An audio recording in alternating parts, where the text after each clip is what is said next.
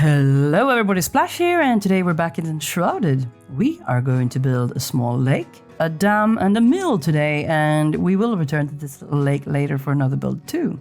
This is in the same village where I have all the other builds as well, so you might recognize some of them when I run around here gathering materials. For the actual build, I'm using these materials: shell limestone block, shroud wood block, tarred shingle roof block.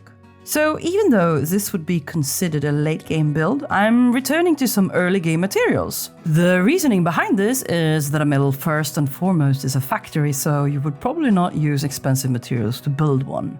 The shell limestone is used despite this because of the nice color and texture really.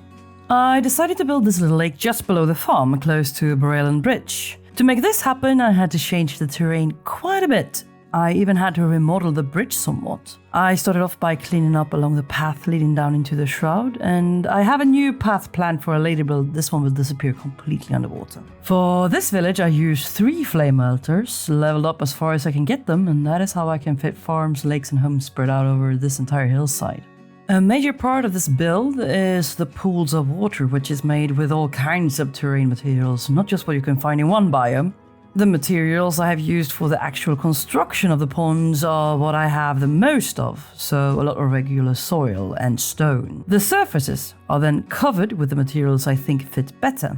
I wanted to create contrast and layering, so I have, for example, used darker materials underwater to make the ponds look deeper, and all kinds of tall grass and moss on the edges to make everything look extra lush. Some parts are also going to be built up with stone walls to make it look a bit more realistic. And I tried making the constructed parts of the dam with the simple first wood blocks you get really early on in the game. And that looked pretty nice too, but with the moss and algae between the stones in these walls, it just felt more wet, if that's the right word. For the mill itself, I have taken inspiration from medieval mills all over Europe, and I'm trying to make it look like there has been made room under roof for the larger gear that in reality is connected to the water wheel. First of all though, I have to make sure that this water wheel looks realistic enough, and then I have to terraform. A lot. It is much faster to dig with the build hammer in this game, but you do need to make sure that the edges are a bit less square with the pickaxe afterwards. And as mentioned earlier, I use materials that I have a lot of for the build-up, and then I add the surface materials I want when I have a shape that I like. To get a nice edge along the path that leads to Borelon Bridge, I had to raise the ground quite a bit. I also removed some of the stairs leading up to the bridge itself. I use all kinds of materials to give the area a more interesting look. For example, I put underwater plants and glowing moss where the water will be. I add greenery along the edges and paint both the insides and the outsides of the dam walls with the surface materials. Now, let's turn on the water and see if everything works as it should. The water level in the upper pond probably needs to be a little higher for the wheel to move. To sort all that out, I raised the ground just a little bit here, and as you can see, it's already working. I am topping it all off with a stone wall anyway, because I think it looks nice. And of course we need to sprinkle it all with a bit of moss. It's working! It's working! Nice. Of course, there is more terraforming and decorating to be done, but it's just more of the same. Let's move on to the actual mill now instead. What do you say? The first thing we need to do is to make sure it looks like the wheel is secured, and then we have to build the platform for the mill house. Everything's coming up, Millhouse! Moving on. I made the platform 2x3 floor blocks in size. 2x2 is going to be the mill itself, and the rest is just a landing.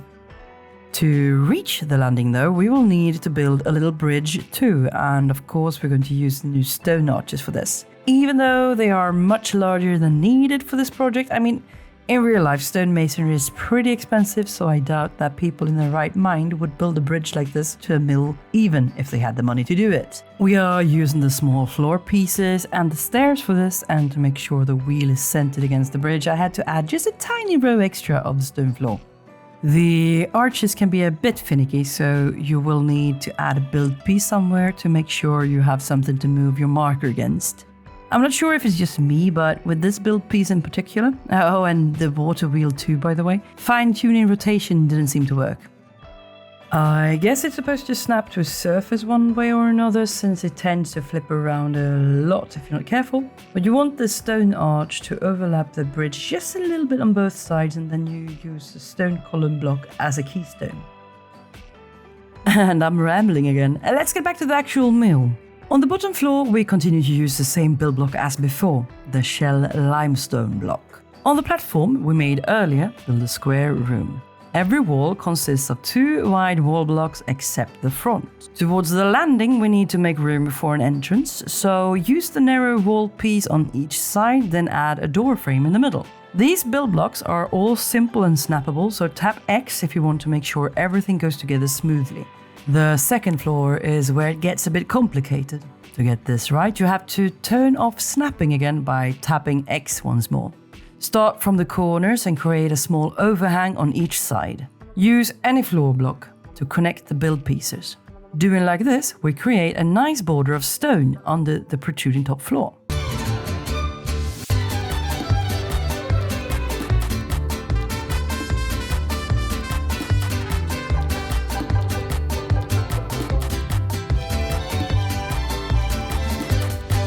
I am leaving a hole in the floor at the center and to one of the sides because I'm going to add a ladder and a wooden grate here later. I realize as I'm standing here that the grate seems to be of a similar size as the larger floorboard, so after some trial and error, I make the hole in the middle a bit larger.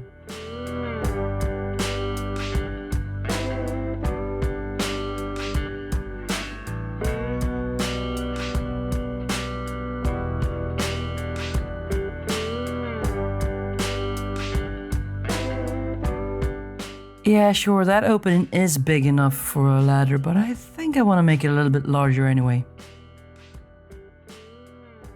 The walls on the upper floor can't be snapped either, so work your way around the floor starting from the corners. Use the window frame and leave the middle part of the walls open for now. We will use a narrow wall piece there later. In this digital fantasy world, this entire build is pretty pointless since, well, the mill already works. In real life though, we would have to make room for a grain lift or at least a block and tackle construction high up on the ceiling. We would have to make hoppers where grain is collected before it goes into the mill, somewhere below the mill to collect all the flour, etc, etc. So, from a medieval point of view, I would guess that this mill is pretty small because I doubt we could fit all of that in here.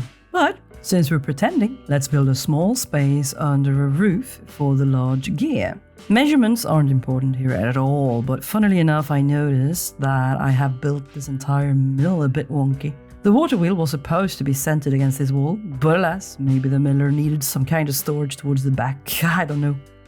And to not cause confusion, this large gear doesn't exist in this game, it's just... it would have been a large gear here in real life. To make sure we get the roof right, we start by adding the stepped wall pieces first. We need to begin from the top and work our way down or it will get wonky really fast. Roofs are complicated as they are, we don't need to make it worse than it has to be.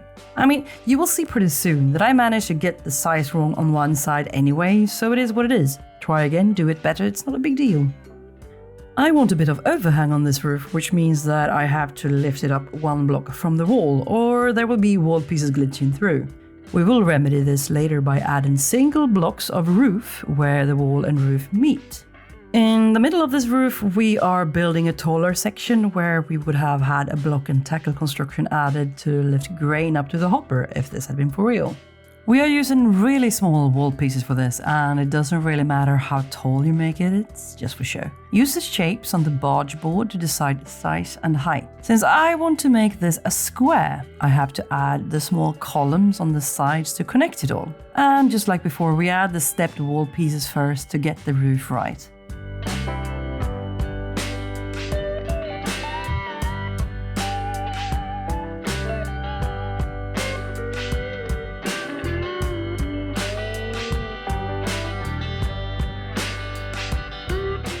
As soon as we have all the shapes there to guide us, the rest of the roof is quite easy to just get into place. Well, that is a truth with modification. I did manage to get it wrong anyway. To get this right, you have to overlap the large roof side with the ridge by 5 rows of tiles on both sides, then overlap the small roof side with 2 rows. For a nice detail where the wall meets the roof, let's add another small roof ridge here. Give the edge some flair by using the single block roof tiles along the wall.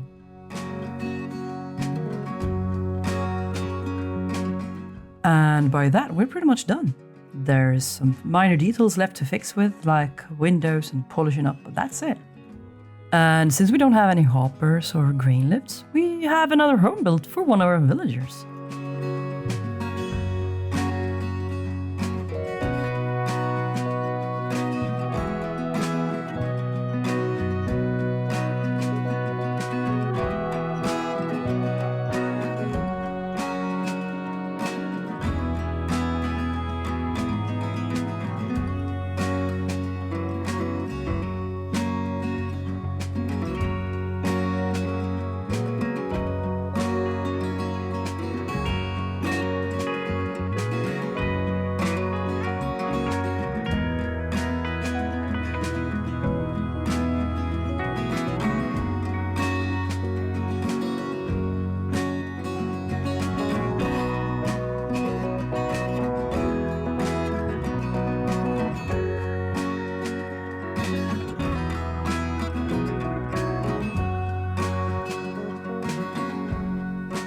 Thanks for stopping by. If you enjoyed, please drop a like, maybe even subscribe, and see you in the next one. Bye!